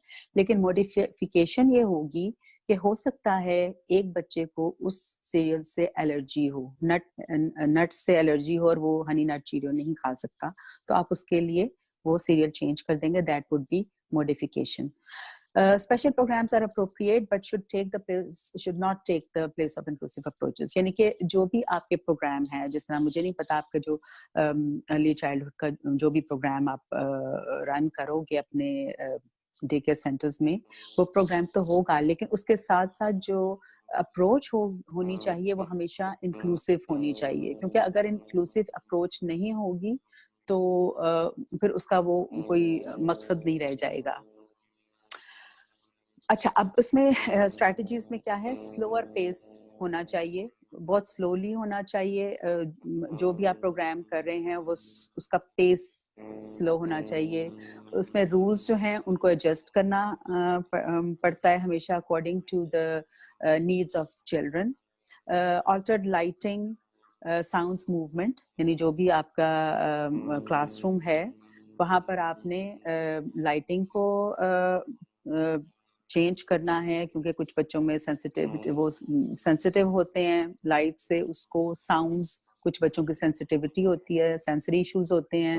मूवमेंट उसको आपने करना है, सेट करना है। सिंप्लीफाइड डायरेक्ट इंस्ट्रक्शन, बहुत सिंपल इंस्ट्रक्शंस होनी चाहिए।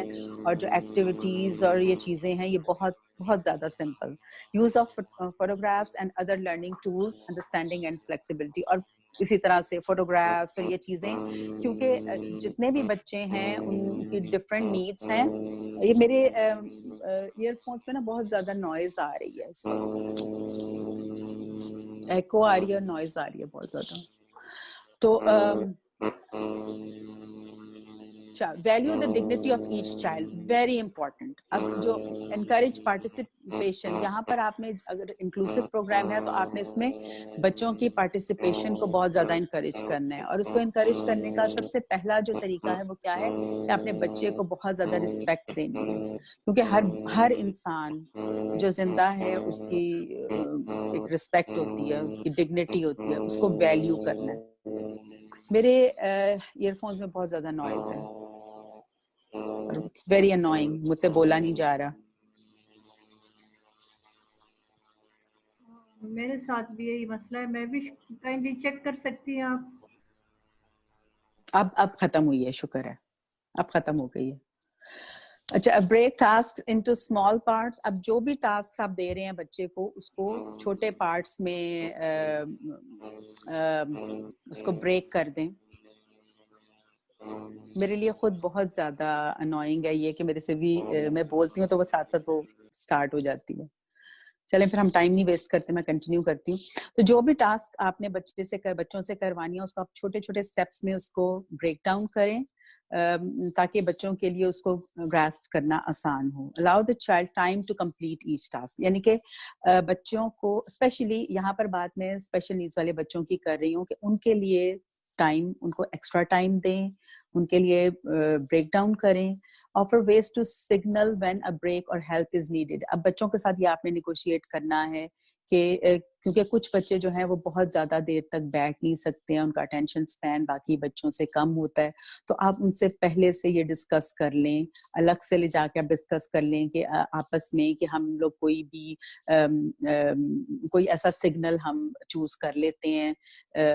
फॉर एग्जांपल मुझे याद है कि एक बच्चा जो ADHD जिस बच्चे को था, उसके साथ मैंने ये डिसाइड किया था कि जब भी आपको ब्रेक चाहिए होगी तो आपने खुद ही से ग्रुप से बाहर निकल जाना है। तो जब आप खुद से ग्रुप से बाहर निकल जाओगे तो मुझे पता चल जाएगा यू नीड अ ब्रेक, और आपने एक राउंड लेना है क्लास के बाहर कॉरिडोर में और वापस आके ग्रुप को ज्वाइन कर लेना है। तो मतलब ये एक म्यूचुअल अंडरस्टैंडिंग आप डेवलप कर सकते हैं। मैं बड़े बच्चों की बात कर रही हूँ यहाँ पर। ये काम आप छोटे बच्चों के साथ नहीं कर सकते हैं, लेकिन मतलब आप खुद ही से सोचते जाएं कि ये एज अप्रोप्रिएट आपने ये चीजें जो स्ट्रेटजीज हैं उनको ख्याल रखना है उनके बारे में। क्लियरली डिफाइंड बाउंड्रीज को डिफाइन करना बहुत इंपॉर्टेंट है, और ये तो हर बच्चे के लिए इम्पॉर्टेंट है। और मेरा ख्याल है जितनी भी स्ट्रेटजीज होती हैं मैं ये समझती हूँ कि वो सब बच्चों के लिए होती हैं।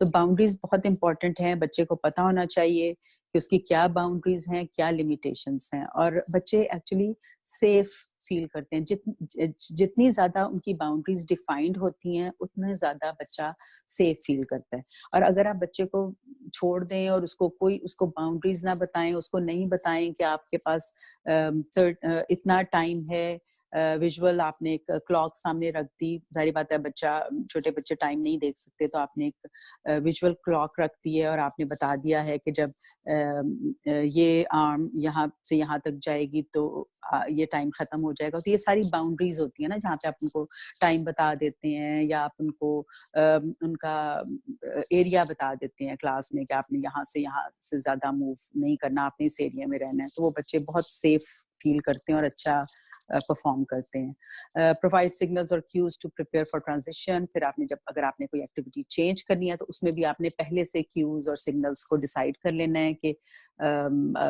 हमने ये सिग्नल होंगे और उसके बाद आपने एक्टिविटी को चेंज कर लेना है। Use age appropriate ways to modify activities. और जब भी आपने एक्टिविटीज को मॉडिफाई करना है, चेंज करना है, तो वो भी आपकी एज अप्रोप्रिएट होनी चाहिए, और ये तो आपके प्रोग्राम में होगा ही। Very important, please don't is in red, assume और प्रिज्यूम। बच्चों के बारे में कुछ भी, स्पेशली जो स्पेशल नीड्स वाले बच्चे, खैर वो तो किसी भी बच्चे के बारे में आपको कभी भी अस्यूम और प्रिज्यूम नहीं करना चाहिए, क्योंकि बच्चे कुछ भी कर सकते हैं, स्पेशली छोटे बच्चे जो। पास जजमेंट, जज नहीं करना, वो तो खैर हमें किसी के बारे में भी नहीं जजमेंट करनी चाहिए, बच्चों के बारे में तो बिल्कुल भी नहीं। Ask a family to participate separately, और अगर कोई फैमिली इन्वॉल्व होना चाह रही है, डेफिनेटली उनको इन्वॉल्व करें और उनको पार्टिसिपेट करने दें, क्योंकि उनकी कोऑपरेशन के बगैर आप बच्चे के लिए बहुत ज्यादा काम नहीं कर सकते। It's very very important to involve the family. और फिर एंड पे है विन विन अप्रोचेस जो है, ये बेस्ट प्रैक्टिसेस हैं आजकल, मतलब एटलीस्ट नॉर्थ अमेरिका में हम इसको बहुत ज्यादा अप्लाई करते हैं कि विन विन अप्रोचेस होनी चाहिए, फ्लेक्सिबल होना चाहिए, पेरेंट्स को भी, एजुकेटर्स को भी। वो जो स्ट्रिक्ट वाले होने वाले रूल्स थे उनको बिल्कुल खत्म कर दिया गया है। मेक पर्सनल कनेक्शंस, आपने बच्चों के साथ बहुत पर्सनल कनेक्शंस अपने बनाने हैं, हमेशा चॉइसेस देनी है, क्योंकि अगेन विन विन अप्रोचेस है ना, तो मतलब ऐसे नहीं हो सकता कि आप कहें कि नहीं बस आपने यही गेम खेलनी है, ये लें और बस। हमेशा 2 चॉइसेस, ज्यादा नहीं, क्योंकि बच्चे कंफ्यूज हो जाते हैं, अगेन टाइम वेस्ट होने का खतरा है। आप 3-4 देंगे तो बच्चा सोचता रहेगा, जब 2 चॉइसेस होंगी तो एक चूज करने में आसानी होगी। Offer opportunities to succeed, very important, क्योंकि सक्सेस जो है वो हमेशा सक्सेस पे बिल्ड करती है, फेलियर पे बिल्ड नहीं करती है। मैंने पाकिस्तान में अभी 6 मंथ्स जो मैं रही हूँ, मैंने बहुत कुछ ऑब्जर्व किया है, और मुझे ऐसा फील होता है जैसे हम लोग बहुत पीछे हैं दुनिया में, बहुत पीछे हैं, मिनिमम 30 years, और मेरे ख्याल में तो वैसे 40 to 50 years, कि मतलब फेलियर्स इतने ज्यादा मैं वहां पे देखती हूँ। टीचर्स भी कह रहे हैं ये बच्चा फेल है, ये पीछे रह गया है। कॉम्पिटिशन्स मैं देखती हूँ, फर्स्ट आ गया बच्चा, नात कंपटीशन में फर्स्ट है, सेकंड है। ये अप्रोच जो है ये बहुत डिस्करेजिंग होती है बच्चों के लिए, स्पेशली जो खैर सब बच्चों के लिए मेरा तो ख्याल है बहुत डिस्करेजिंग होती है। तो अपॉर्चुनिटीज, क्योंकि सक्सेस जो है वो सक्सेस पे बिल्ड होगी। आप उसको, अगर एक बच्चा फेल कर रहा है, फेल करने से मेरा मतलब ये है कि वो सक्सेसफुल नहीं हो रहा कोई भी स्किल अचीव करने में, तो उसको आप थोड़ा सा जो उसका बेंचमार्क है वो नीचे ले आए, ताकि वो उसको सक्सेस मिल सके। जब आप ऐसा करेंगे ना, तो उसको वो खुद ही से उसको इनकरेज वो इतना ज्यादा होगा कि वो और ज्यादा काम करेगा नेक्स्ट स्टेप के लिए। लेकिन अगर आप पहले ही उसका एक्सपोजर फेलियर से करा देंगे, तो वो पहले स्टेप पे ही उसका डिस्करेज होना जो है ना, वो मतलब डेफिनेटली वो डिस्करेज फील करेगा। तो मतलब ट्राई करें, कोशिश करें कि सक्सेस के ऊपर सक्सेस का को बिल्ड करने की। Build strong relationships with families of the children, और फैमिलीज के साथ relationship very important, very very important. और ये सिर्फ प्री स्कूल की बात नहीं है, ये मतलब थ्रू आउट स्कूल इयर्स में K to 12 बहुत ज्यादा जरूरी है अगर आप फैमिलीज के साथ हैं। यहाँ पर मैंने बहुत तेजी से अपनी ये खत्म किया है, क्योंकि 1 घंटे का टाइम था और हम मेरा ख्याल है ऊपर चले गए हैं। एंड पे मैं सिर्फ क्योंकि मैंने जब ये प्रिपेयर कर रही थी अपनी पावर पॉइंट, तो मुझे अपना वो टाइम याद आ गया जब मैंने डे केयर में कुछ महीने काम किया था, और इट वॉज वंडरफुल टाइम। और मैंने बहुत इंजॉय किया, क्योंकि मुझे छोटे बच्चे बहुत अच्छे लगते हैं।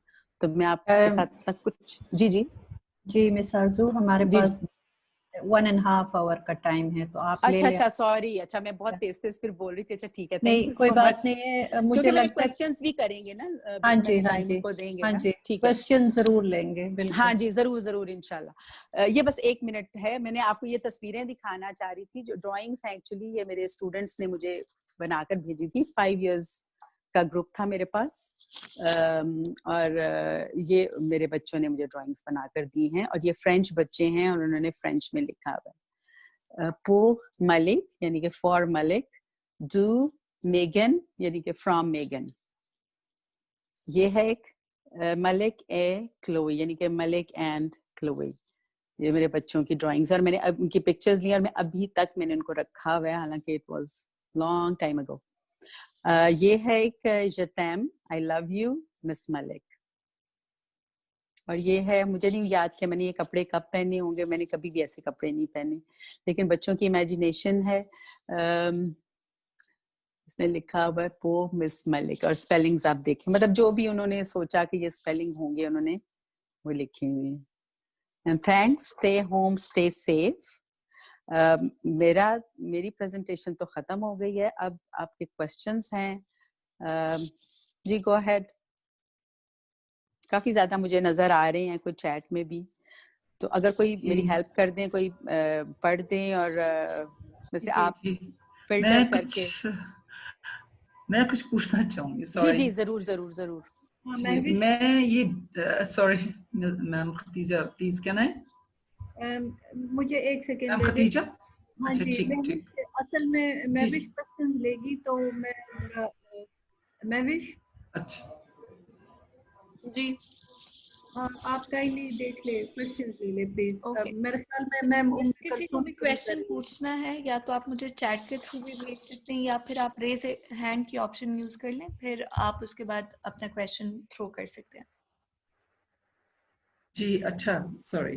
वो मेरा जी मैं एक मिनट, अपना हाथ रेस करूं? एक क्वेश्चन, जस्ट वन क्वेश्चन। अगर एक महविश या एक कोई मुझे क्वेश्चंस कर लें तो वो ज्यादा आसान हो जाएगा, क्योंकि चैट में भी मुझे लगता है कुछ क्वेश्चंस होंगे डेफिनेटली। जी हुमैरा, आप अपना क्वेश्चन पूछें। जी नहीं मैम, उम्मे कलसूम को दे दे प्लीज।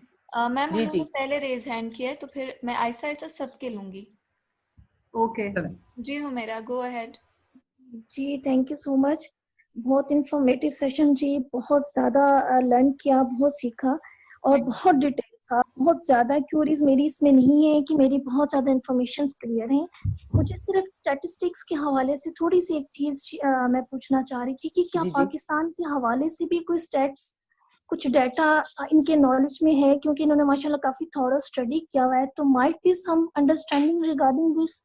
मैं सिर्फ वो थोड़ा सा शेयर पूछना चाह रही हूँ कि is that okay Humaira, something like that. Question. जी अच्छा, मुझे क्वेश्चन, हाँ जी, समझ आ गई है मुझे। एक्चुअली पाकिस्तान का कोई भी डेटा अवेलेबल नहीं है, और जितनी भी रिसर्च मैंने पढ़ी है वो सब मतलब दूसरे मुल्कों की है, और उसी से मैंने सारा वो किया है। पाकिस्तान में ऐसा कोई भी डेटा अवेलेबल नहीं है। अगर होता तो डेफिनेटली मैं पाकिस्तान का ही शेयर करती, क्योंकि वो ही ज्यादा, मतलब शेयर तो वही करना चाहिए, लेकिन अनफॉर्चुनेटली हमारे मुल्क में रिसर्च इतनी ज्यादा नहीं हो रही है, और जो हो रही है उसमें पेरेंट्स पार्टिसिपेट नहीं करते हैं। तो मैं तो इनकरेज करती हूँ कि पेरेंट्स को कि प्लीज पार्टिसिपेट करें रिसर्च में। अगर आप पार्टिसिपेट करेंगे तो ही रिसर्च होगी। Okay, thank you. बहुत उसके बाद शुक्रिया, थैंक यू जी। सुल्ताना का क्वेश्चन है। आई रिक्वेस्ट कि आप अपने क्वेश्चंस बहुत प्रिसाइज रखें, ताकि हम टाइमली उनको आंसर कर सके before the end of the session. जी सुल्ताना।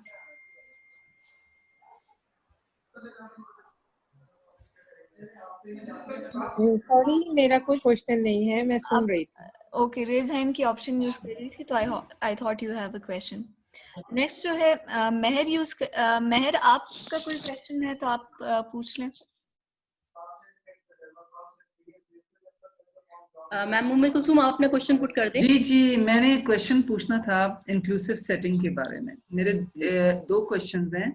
ऑब्जर्वेशन है मेरी इन ड्राइंग्स की, उसके ऊपर मैं कुछ क्वेश्चन पूछना चाहूंगी, और मैं इंक्लूसिव सेटिंग के ऊपर, क्योंकि ऑब्जर्वेशंस जो एनेक्डोटल रिकॉर्ड्स होते हैं इनके भी इंक्लूसिव सेटिंग में स्पेशल इनके ऑटिस्टिक बच्चों के, ये जो ड्राइंग्स आपने दिखाई इनकी क्या एज थी? Do you remember? You must be remembering 5 years 5 years 5 years मैंने आपको पहले जी जी। अच्छा, इनकी जो स्पेसिफिकली देखें जो फिगरेटिव जिनकी फिगर्स बने हुए, इनमें जो आईज हैं और जो एक फेस एक्सप्रेशन है, तो क्या ये मेथड यूज हो सकता है इनकी ऑब्जर्वेशन के लिए कि किस स्टेज के ये ऑटिस्टिक हैं?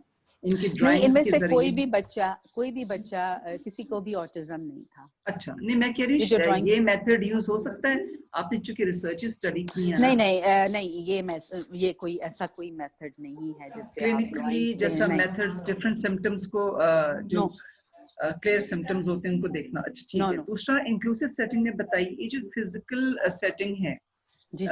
तो इसमें कोई स्कूल जैसा पाकिस्तान में हेड स्टार्ट है, इधर एक स्कूल है इस्लामाबाद में हेड स्टार्ट, तो हेड स्टार्ट के पास इंक्लूसिव सेटिंग है टिल क्लास 5। तो इन्होंने अपने जो क्लासरूम्स जिसके अंदर इंक्लूसिव सेटिंग है उनकी, और स्टेयरकेस और फिर उनकी जो डेस्क हैं उनकी जो जिस तरह की अभी आपने एक स्लाइड में बताया था कि इनके इंक्लूसिव सेटिंग में इनकी जो चीज़ें हैं, सामान है, इसको भी लाइट्स हैं, जैसा उनकी जो रिफ्लेक्शंस हैं, ये सब इनके मूड के ऊपर असर करते हैं।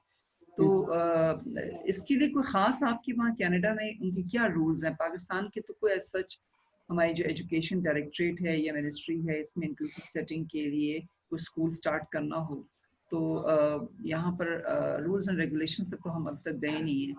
तो वहाँ कनाडा में क्या कौन सी डिपार्टमेंट है जो इसको कंट्रोल करता है?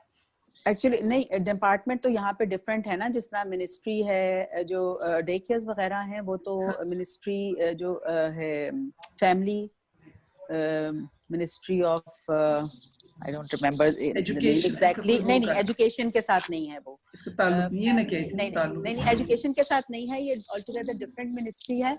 लेकिन ये सेटिंग्स करना उनका काम नहीं है, उन्होंने पहले से एक गाइडलाइन दे दी हुई है। लेकिन जो लाइट्स की आप बात कर रही है ना, वो सब डे केयर्स में ऐसा नहीं है। जो आप हेड स्टार्ट वाला बता रही है ना, वैसा यहाँ पर नहीं है। इंक्लूसिव है, लेकिन अगर कोई बच्चा एक डे केयर में, फॉर एग्जांपल दो बच्चे हैं एक डे केयर में जिनके सेंसरी इश्यूज हैं, लाइट के साथ हैं उनके, तो फिर उनको इस तरह से वो अकोमोडेट करते हैं कि जिस रूम में उन बच्चों वाला ग्रुप होगा वहां पर उसको वो चेंज कर देंगे। मतलब उन्होंने पूरा जो आप हेड स्टार्ट का मुझे बता रही हैं वो तो मैंने कनाडा में कभी नहीं देखा इस तरह से। Head start is the only school right now in Islamabad जो बड़ा वाला है। इनके पास इंक्लूसिव सेटिंग है, लेकिन मैं आपको वही बता रही हूँ ना कि यहाँ पर कनाडा में, क्योंकि मैं पब्लिक स्कूल्स में ही काम करती हूँ, यहाँ पर कोई भी ऐसी सेटिंग नहीं है। वो सिर्फ जब बच्चे आएंगे according to the needs of the child वो उसको चेंज कर देंगे। मतलब पहले से उन्होंने कोई सेटअप नहीं बनाया हुआ, जैसा मतलब मुझे हेड स्टार्ट का सुन के ऐसे लग रहा है कि एक सेटअप है ऑलरेडी और उसमें वो उन्होंने इंक्लूसिव बनाया हुआ है। ये ऐसे नहीं है जिस तरह वो उस वक्त चेंज करेंगे। नीड्स बेस्ड जो मॉडिफिकेशंस है ना, वो नीड्स बेस्ड होती हैं। हाँ जी, मैं आपको सिर्फ ये बता रही हूँ कि हेड स्टार्ट में ही सिर्फ इंक्लूसिव सेटिंग है इस्लामाबाद के। जी मैंने सुना है, मैंने भी सुना है, इसके अंदर सेटिंग है, लेकिन वो एज सच कोई कमरों में ऐसे कोई फिजिकल सेटिंग कोई खास नहीं है, आम नहीं होती है, नहीं होती, वो बिल्कुल रेगुलर। हाँ बच्चे इंक्लूसिव हैं जी। जो यहाँ पे ये बात ऐड करना चाहूंगी मैम,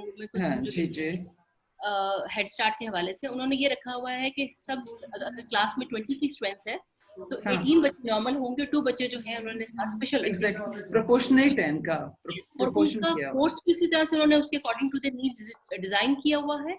एंड उनके लिए उन्होंने स्पेशल टीचर्स 2 टीचर्स होंगे और उनके लिए उन्होंने अलग टीचर साथ रखी हुई होती है। इसके अलावा बहुत और भी प्राइवेट स्कूल्स हैं जो ये कर रहे हैं, जैसे हमारा स्कूल था, हम उसमें अकोमोडेट कर रहे थे इन बच्चों को, लेकिन सेटअप वही होता है कि आप उनके लिए सेपरेट टीचर रखते हो एंड आप उनको बाकी बच्चों के साथ एक ग्रुप में एंगेज रखते हो।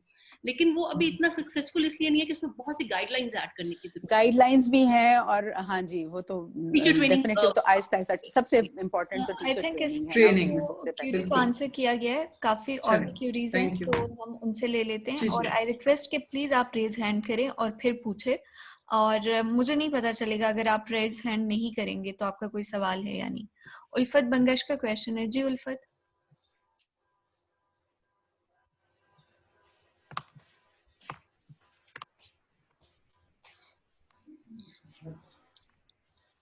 जी आप अपना सवाल पूछें।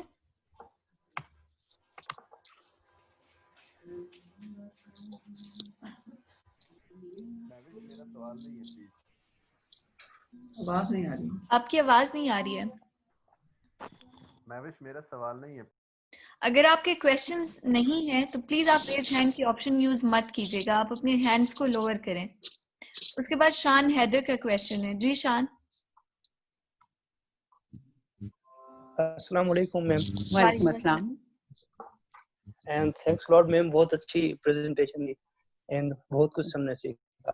मैम मेरा क्वेश्चन ये है कि नॉर्मल जो सोसाइटी में मतलब कोई बच्चा हमें सही से रिस्पॉन्स नहीं कर रहा होता है या उसका आई कांटेक्ट हमारे साथ इतना अच्छा नहीं है, तो हम यूजुअली एक टर्म इस्तेमाल करते हैं उसको लैक ऑफ कॉन्फिडेंट।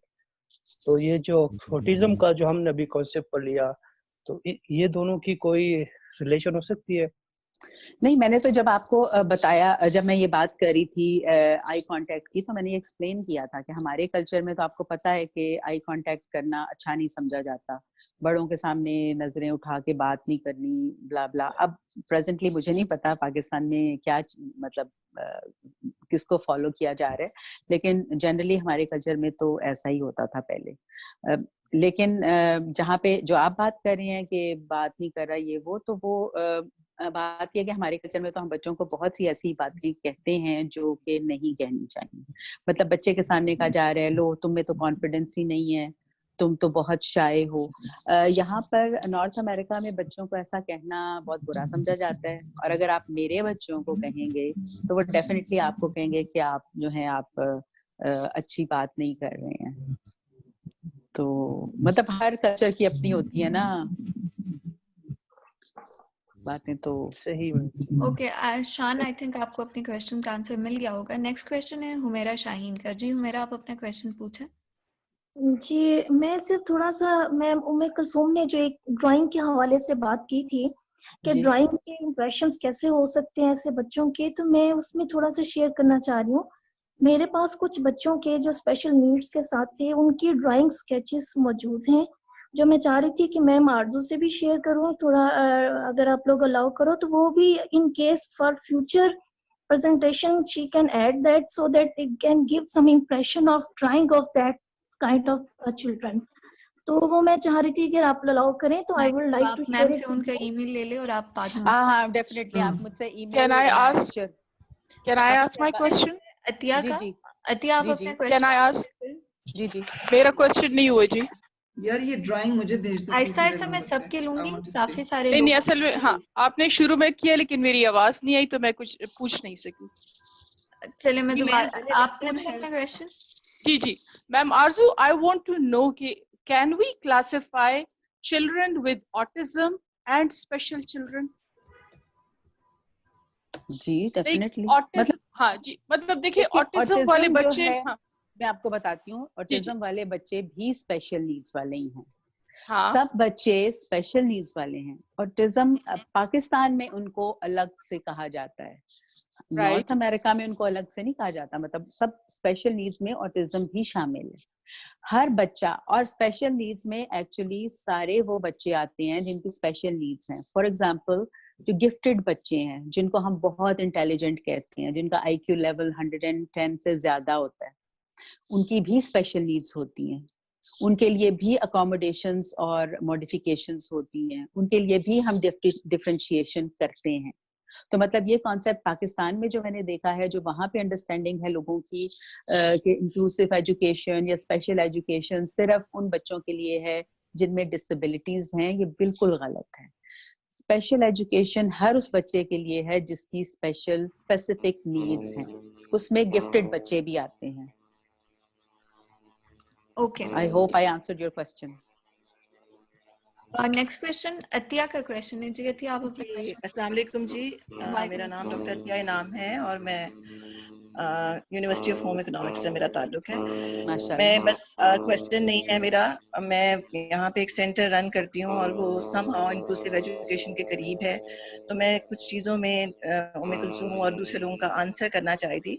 एक बात तो मैं पहले ये बताना चाही थी, वही जो कि आपने बहुत अच्छे तरीके से आंसर कर दिया कि कोई ड्राइंग के पैटर्न अभी तक रिसर्च नहीं है कि हम कहें कि ये पैटर्न है। और जैसे आपने बहुत अच्छा सा एक्सप्लेन भी किया कि ऑटिज्म इतना ब्रॉड स्पेक्ट्रम है कि एक बच्चे की सलाहियत, आदत वो दूसरे बच्चे से नहीं मिलती कि हम ये कहें कि टिपिकल एक जैसे बिहेवियर्स होंगे और उनके लिए एक जैसी कोई रूल्स एंड रेगुलेशंस हम बना लेंगे उनको इंक्लूसिव सेटिंग में बनाने का। और जैसे उन्होंने बहुत अच्छा कहा कि वो नीड बेस्ड होता है, हर बच्चे की नीड के हिसाब से, क्योंकि हर बच्चा तेज रोशनी से नहीं घबराता, कई कम रोशनी से भी घबराते हैं, इसी तरह साउंड जी। तो बहुत सारी ऐसी चीजें होती हैं। तो एक मैं सिर्फ ये उनको जवाब देना चाही थी। और दूसरा जैसे उन्होंने कहा कि यहाँ पाकिस्तान में इंक्लूसिव एजुकेशन फोन वाइब्रेशन के पे कोई काइंडली आप अपना फोन वाइब्रेशन से रिमूव करें, कोई फोन किसका फोन है भाई? हाँ, ये बहुत अनोइंग है जी। जी जी जी। तो दूसरा मैं यही बताई थी कि rules and regulation special needs children के हवाले से बने हुए हैं, लेकिन ऑटिज्म भी काफी काम हुआ है, लेकिन अभी तक ज्यादातर काम जो है वो प्राइवेट ऑर्गेनाइजेशंस कर रही हैं और पाकिस्तान में अभी गवर्नमेंट लेवल पे इस पे बहुत ज्यादा काम नहीं हुआ है। लेकिन जो काम हुआ है उसमें इंक्लूसिव एजुकेशन में SNAs के साथ बच्चे जो है वो नॉर्मल स्कूल्स में एडजस्ट होते हैं। आमतौर पर स्पेशल नीड असिस्टेंट्स जो है वो रखे जाते हैं और वो ज्यादातर पेरेंट्स अफोर्ड नहीं करते पाकिस्तान में, obviously they are very expensive. तो इस वजह से यहाँ पे जो ऑटिज्म वाला बच्चा है वो ज्यादातर डील नहीं होता। मैंने ये देखा है कि पाकिस्तान में, बल्कि लाहौर में जैसे मैं हूँ, और बहुत सारे स्कूल्स ऐसे हैं जो कि खास तौर पे ऑटिज्म के बच्चों के लिए बनाए गए हैं, लेकिन इसके बावजूद चूंकि वो बहुत एक्सपेंसिव हैं तो वो हर एक की रीच में नहीं है। दूसरा ये है कि चूंकि जो बच्चे सेवेरिटी में थोड़े ज्यादा होते हैं उनको स्कूल नहीं लेना चाह रहे होते, क्योंकि उनके पास 1-to-1 टीचर कॉरेस्पॉन्डेंस के लिए नहीं होता है। तो ये थोड़े से प्रॉब्लम्स पाकिस्तान में हैं और इस लिहाज से मुझे लगता है कि जो प्राइवेट ऑर्गेनाइजेशन जो काम कर रही हैं वो अप्रिशिएबल है कि एटलीस्ट कुछ हो रहा है। तो गवर्नमेंट लेवल पे तो अभी इसकी रिकग्निशन नहीं है कि रूल्स एंड रेगुलेशंस बनाए। That was my thank you Atiya, thank you so much. बहुत ही अच्छा आपका कमेंट था। यहाँ पर सिर्फ एक बात मैं ऐड करना चाहूंगी कि प्राइवेट ऑर्गेनाइजेशंस बहुत अच्छा काम कर रही हैं, लेकिन जब तक गवर्नमेंट इनिशिएटिव नहीं लेगी ये कभी भी इम्प्लीमेंट नहीं हो सकता, क्योंकि प्राइवेट ऑर्गेनाइजेशंस बहुत छोटे लेवल पे कर रही हैं ना। मतलब जब गवर्नमेंट की तरफ से जब तक उसको नहीं वो उसको बैक करेंगे इस आइडिया को, एक्चुअली उन्होंने तो साइन तो सब पे किए हैं हमारी गवर्नमेंट ने, लेकिन उसको इम्प्लीमेंट नहीं किया जाता। वो जो भी पॉलिसी है जब तक गवर्नमेंट नहीं करेगी तब तक ये कभी भी नहीं हो सकता। मतलब मेरी ये ऑब्जर्वेशन है। ऑफ कोर्स मैं तो सिर्फ अभी 6 मंथ्स तक थी, कोविड की वजह से मैं वापस आ गई। इंशाल्लाह दोबारा जब भी ये खत्म होगा सिलसिला तो दोबारा मैं आऊंगी। लेकिन वही बात है कि गवर्नमेंट लेवल पे जब तक नहीं होगा, ये ऐसी चीज है जो कभी भी प्राइवेट स्कूल्स तो कभी भी नहीं करेंगे, क्योंकि उनका बिजनेस है। और गवर्नमेंट में होगा तो कुछ होगा, क्योंकि कनाडा में भी प्राइवेट स्कूल्स में नहीं है स्पेशल नीड्स के बच्चों के लिए कुछ भी नहीं है। चलिए जो नेक्स्ट क्वेश्चन अस्मा मलिक का। जी अस्मा, आप अपने क्वेश्चन पूछें। जी अस्सलाम वालेकुम। अच्छा, यहाँ पे मैं बताना चाहूंगी कि मैं एक इंस्टीट्यूट भी अपना रन कर रही हूँ जिसमें हम ऐसे बच्चों को इंक्लूड करते हैं विद नॉर्मल सेटिंग। हमें जो मेन इशू यहाँ पे आता है वो ये आता है कि इन बच्चों का कंसंट्रेशन, तो आई कांटेक्ट नहीं देते, स्पेशली ऑटिज्म के जो किड्स होते हैं उनका कंसंट्रेशन स्पैन बहुत कम होता है। तो क्या कोई उस पर कोई टिप्स आप एक दो बता सकती हैं जो कि हमें उस पर हम अपने टीचर्स को गाइड करें, या उनको कुछ ऐसा जो कि थोड़ा सा उनका कंसंट्रेशन स्पैन बेहतर कर सके? अच्छा, ये इसमें ये है कि आप उसको प्रैक्टिस के जरिए बेहतर कर सकते हो। मतलब आप क्योंकि हर बच्चा जो है वो यूनिक है। अगर एक बच्चे का अटेंशन स्पैन 3 मिनट्स है, किसी का 4 मिनट्स होगा, किसी का 5 मिनट्स होगा। मैं सिर्फ आपको एग्जांपल दे रही हूँ, 3 मिनट, 4 मिनट, 5 मिनट। तो आप ये कर सकती हैं कि जिसका 3 मिनट है उसको अगर आप चैलेंज देती हैं तो उसको 3 वाले को आप थोड़ा सा पुश करके 3.5 मिनट्स पे ले जाएं, फिर थोड़ा सा पुश करके 4 मिनट्स तक ले जाएं। ये एक्सपेक्ट करना कि एक बच्चा है जिसका अटेंशन स्पैन सिर्फ 3 मिनट्स का है और वो एकदम से 10 मिनट्स बैठ के आपकी बात सुन लेगा, तो ये इम्पॉसिबल है। तो उसको थोड़ा थोड़ा, और कभी भी ये एक्सपेक्ट नहीं करें कि आप वो अगर उसका 3 मिनट्स है तो आप उसको 5 मिनट बिठा सकती हैं। 3 मिनट्स के बाद उसको ब्रेक दें, ब्रेक के बाद फिर वापस लेकर आए और फिर बिठाएं और फिर दोबारा, क्योंकि इस तरह वो ज्यादा अच्छा कंसंट्रेट करेगा, बजाय इसके कि आप उस बच्चे को जबरदस्ती बिठा रही हैं तो उसका कोई फायदा नहीं होगा। मतलब जो भी आप उसको सिखाने की कोशिश कर रही हैं वो कभी भी नहीं सीखेगा, क्योंकि जबरदस्ती वो बैठ तो गया है लेकिन उसकी अटेंशन तो नहीं है ना। मतलब वो चीज है जो आप उसको कंट्रोल नहीं कर सकती हैं। आप ये कंट्रोल कर सकती हैं कि आप उसको ब्रेक्स दें और दोबारा वापस लेकर हम लास्ट 2 क्वेश्चंस की तरफ जा रहे हैं। हुमा, आपका कोई क्वेश्चन है तो प्लीज आप अपना क्वेश्चन। जी अस्सलाम वालेकुम। वालेकुम अस्सलाम। जी मेरा क्वेश्चन जो है मैम आरजू से है और उसी मैम अतिया से ही रिलेटेड मेरा क्वेश्चन है। जो उन्होंने बात की थी कि गवर्नमेंट लेवल पे जैसे नहीं है, प्राइवेट इंस्टीट्यूशन काफी काम कर रहे हैं, तो मैम जब आप यहाँ पे पाकिस्तान में आई थी तो आप मेरी मुलाकात भी हुई थी, मैं अमीन मकतब में वहाँ पे मुझे याद है आप। जी तो मेरा एक इम्पैक्ट ये था कि आप आई हैं यहाँ पे इंक्लूसिव के सेटअप के पॉइंट ऑफ व्यू से कोई एसोसिएशन बनाएंगी। तो मेरे वो जहन में हमेशा से यही था कि जब आपका मकसद यहाँ पे एक व्यू लेना था या एसोसिएशन बनाना था, तो अगर आप यहाँ पे कोई एसोसिएशन इस तरह की बनाती हैं इंक्लूसिव पॉइंट ऑफ व्यू से, तो फिर पेरेंट्स को पता चलेगा कि देखें इनको इंक्लूसिव सेटअप में भी भेज सकते हैं। अभी कुछ पेरेंट्स को पता है, मेरे पास जो बच्चे आते हैं वो बहुत स्लम एरिया से भी आते हैं और जो अफोर्डिंग नहीं हो सकते, तो उनको ये नॉलेज ही नहीं है कि इनको हम इंक्लूसिव में भेजें। उनको यही है कि जी हम भी प्राइवेट स्कूल में भेजें, सॉरी प्राइवेट के बजाय तब ये स्पेशल नीड्स के साथ भेजें, कि इंक्लूसिव का उनके जहन में बहुत दूर तक उनके जहन में है ही नहीं।